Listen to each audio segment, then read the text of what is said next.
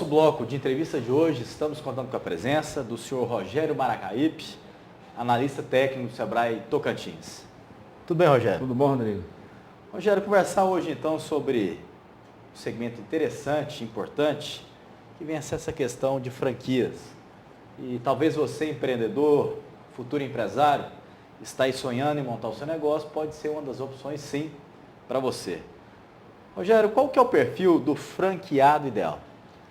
O franqueado ideal é aquele que busca segurança, né, Rodrigo? Acima de tudo, ele não está buscando correr risco totalmente, o 100% do risco, né? É interessante a gente frisar que existe uma diferença entre o empreendedor, o franqueado e o empregado, né? Vamos assim dizer. O empregado é aquele que não quer correr risco nenhum. E o empreendedor é aquele que assume os riscos total da empresa, de criação da marca, enfim, de colocar o produto, de se lançar, né? E o franqueado é aquela pessoa que quer uma coisa já estável, né? Um produto que já deu certo, um serviço que já deu certo, já foi testado no mercado e aprovado. Então ele busca uma segurança. Para essa pessoa que busca segurança, ela tem que estar, o sistema de franquia, para ela é o que se encaixa melhor. Né, que ela está buscando, quer ter um recurso, quer fazer um investimento e busca uma segurança melhor no sentido de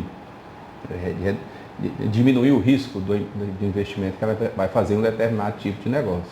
Rogério, nós já falamos um pouco com relação às vantagens, mas eu queria enfocar com você novamente a questão das desvantagens e as vantagens de se ter uma franquia. Bom, Rodrigo, a grande vantagem é a questão da formatação do negócio, né? Ou seja, a pessoa já entra com um negócio já testado e aprovado pelo mercado. Ou seja, ela não vai perder tempo para saber como é que ela vai vender aquele produto, como é que ela vai fazer aquele controle de estoque, como é que ela vai fazer o fluxo de caixa, como ela vai preparar aquele produto para mostrar ele numa vitrine ou fazer esse produto, né, que é uma das vantagens. Ou seja, ela já entra num negócio pronto. A desvantagem é a questão do engessamento, né? A pessoa tem que cumprir normas e regras bem rígidas com relação por exemplo, a layout da loja. Enfim, ela não pode inovar em querer fazer uma campanha diferenciada. Enfim, ela dependendo da franquia, ela tem algumas regras que são bem rígidas com relação a, sei lá, um exemplo, quer mudar o tempero, né? Ou ela quer mudar a cor da fachada, enfim, ela não tem essa liberdade que ela teria como se ela fosse dona do negócio próprio, né? E sem falar na questão dos royalties, né? Na verdade, as pessoas acham uma grande que não atrai tanto no sistema de franquia com relação aos royalties e às taxas que ela tem que pagar e outras taxas que ela tem que pagar mensalmente ao franqueador. Então é isso que é uma coisa que ela tem que avaliar muito bem para saber se vale a pena ou não ela ser um franqueado ou uma franqueada. Né? Olha, um ponto que eu queria só endossar e fica muito interessante nesse ato para você da vantagem, além do produto, Rogério, ou o serviço, ou mesmo a empresa já ter sido testado, uma coisa que eu observo de uma forma muito positiva na franquia é que geralmente as franquias elas monitoram seus franqueados e isso também gera uma questão de consultoria. Se a franquia percebe que você não está indo bem, quando você vai fazer sua compra de algum estoque, ela vai acompanhando e vai percebendo para poder, a ideia com certeza da franquia é ajudar o franqueado aí bem, porque os dois vão ganhar. Tanto é que a maioria das franquias se trabalha em percentual, não em valor fechado. Então realmente quanto mais a franquia local, vamos colocar dessa forma, produzir melhor para a matriz, colocando dessa forma para ficar mais fácil o entendimento. Agora você coloca muito bem, Rogério, um outro ponto, e vale muito a pena você, empreendedor que está buscando a franquia, saber que você tem um custo determinado para você montar o padrão de uma loja. Isso já vem determinado, todo um layout, toda uma mobília, todo um estoque mínimo que a franquia já determina, é assim, ponto. Então, muito diferente você montar o seu negócio e você ter essa liberdade de se aventurar. E outro ponto que eu quero reforçar, Rogério, e esse ponto realmente tem que ser muito bem ponderado, e você falou muito bem aqui comigo nos bastidores. O custo do repasse mensal é no bruto, e ele tem data para pagar. Não é assim, Rogério?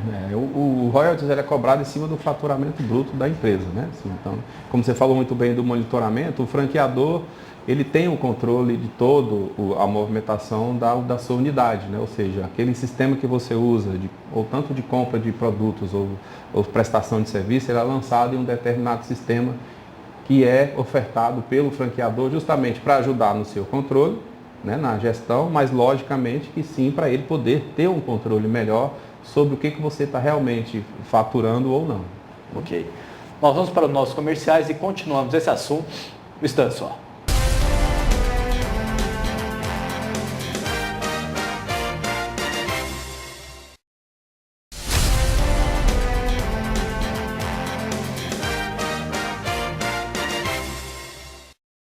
Continuando o nosso bloco de entrevistas, ainda contando com a presença do senhor Rogério Maracaípe, analista técnico do Sebrae Tocantins. Estamos enfocando hoje o tema franquia. O tema é esse que pode ser solução para o empreendedor, mas que realmente, como todo negócio, tem que ser bem analisado. Rogério, você já comentou conosco com relação às vantagens, desvantagens. E sei, Rogério, que a pergunta que eu vou fazer para você agora já foi, inclusive, pauta de polêmica aqui no Perfil Empresarial. Pessoas que montaram suas franquias ficaram indignadas, mas por falta, às vezes, de conhecimento ou mesmo de ler o contrato de uma forma adequada. A gente vai falar agora sobre a questão de exclusividade de franquia, né? Rogério, como é que funciona? A pessoa abre determinada franquia, qualquer segmento que seja aqui em Palmas. Ela tem um direito único dessa praça? Como é que funciona isso? Rodrigo, tudo é negociado, né?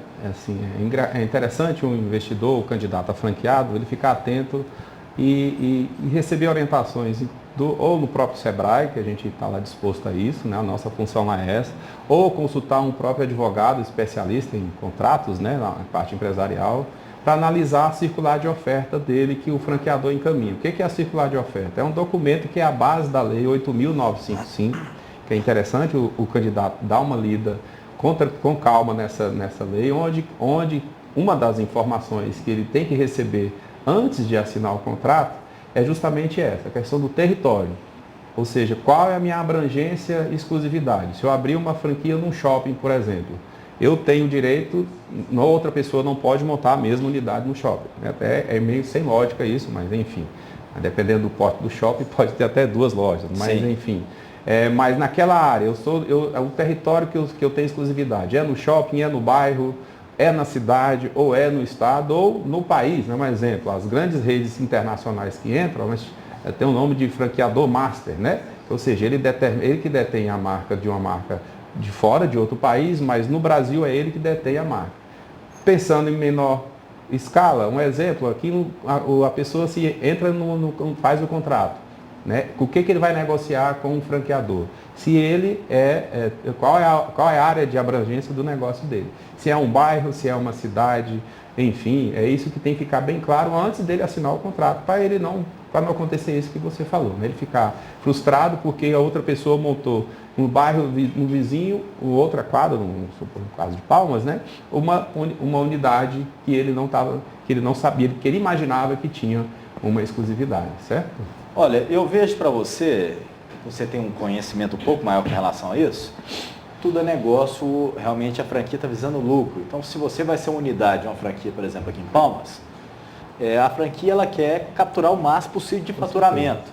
Agora, vamos entender, por exemplo, aí, uma academia de ginástica. Uma academia de ginástica, quanto mais pontos ela puder ter espalhado na cidade, melhor vai ser para aquele segmento, porque as pessoas gostam de malhar mais perto de casa. Então, você tem que ter atenção a isso. Com toda certeza, a franquia vai te abrir essa opção. Olha, se você me abrir 3 em Palmas, você tem a exclusividade. Uhum. Se você me bater o teto no faturamento ou piso de faturamento tal, eu consigo segurar para você. Uhum. Então, essa política abre a você que tem como sim ser conversado. Agora, se você também não chegar ao objetivo que a franquia deseja de faturamento naquela praça, amigo, não tem como, você não vai ser exclusivo mesmo. Rogério, ponto importante, a gente comentou um pouco no primeiro bloco, mas vale a pena reforçar. Uhum. Para se abrir uma empresa, a gente precisa de capital. Uhum. Como é que a pessoa que já decidiu, vou montar minha franquia, ela deve se preparar para não ter uma surpresa com relação à hora de fazer o investimento? Primeira coisa, Rodrigo, é ela encarar essa decisão de montar uma franquia como se fosse um negócio próprio, certo? Por quê? Porque as atividades que ele vai exercer e as obrigações que ele vai ter é como se fosse um negócio próprio. Só que não é, né? Para o negócio próprio ou para a franquia, a orientação que a gente dá, que o Sebrae dá, é que ele faça um planejamento, ou seja, um plano de negócio bem detalhado do que vai ser o negócio dele. Logicamente, que em tese, né, nem todos os franqueadores sabem detalhadamente um plano de negócio específico de cada região. Por exemplo, o investimento, né? O investimento inicial. Na circular de oferta já tem que constar essas informações, né, de máquinas, equipamentos, de taxas e tudo mais que ele vai fazer. Porém, alguns custos não são inclusos. Um exemplo, o projeto arquitetônico, talvez ele não negociou. O custo de abertura de uma empresa, né? O custo que tem que ter informado, inclusive, do treinamento. Eu vou fazer o treinamento da minha equipe. Quem vai pagar isso? Sou eu? Vai ser o franqueador? Como é que vai ser isso, né? Então, esses detalhes, é interessante ele pontuar isso numa planilha, ou seja, através de um plano de negócio que o Sebrae tem, nós temos programas para isso, inclusive treinamentos, o próprio, que a gente já falou muito dele aqui, que é o próprio, né? Que é o programa de orientação para candidato a empresário. Independente se for negócio próprio ou franquia, é interessante ele fazer o plano de negócio para ele vislumbrar, inclusive, fazer a comparação, né? Onde é que eu vou ganhar mais? Onde é que vai ser minha maior lucratividade? Vai ser como negócio próprio ou vai ser como franqueado, né? Então, geralmente é assim que funciona. Então, é importante ficar atento a esses detalhes aí. Ok. Nosso tempo esgotou, mas eu quero ainda deixar para você com a sugestão, principalmente nessa linha de investimento, lembra você que, viu, Rogério, eu já tive esse feedback aqui, um amigo meu, tem muita essa conversa, um amigo meu montou uma loja, ele comprou isso de imóveis, ele gastou isso de piso, gastou mais ou menos 100 mil reais. Então eu vou gastar isso na minha franquia, amigo. Não funciona assim. Parar de amadorismo, porque a franquia ela vai determinar o seu piso, a sua luminária, a sua quantidade de estoque, a arquitetura em geral. Isso pode mudar completamente. Então o Rogério já deu uma sugestão e muito boa, mas lembro a você que quando você pede uma franquia, a franquia tem por obrigação te apresentar sim um plano de negócio. Você já olha essas questões todas, porque lá já está embutido o seu custo de investimento. Agora, melhor ainda, quando você conta com o Sebrae para fazer um comparativo e às vezes avaliar se você tiver uma vida sozinho ainda melhor, pode ser um caminho também interessante. Conversamos hoje com o Rogério Maracaípe, analista técnico do Sebrae Tocantins. Obrigado, Rogério. Obrigado, Rodrigo. Continuamos o Instante Só.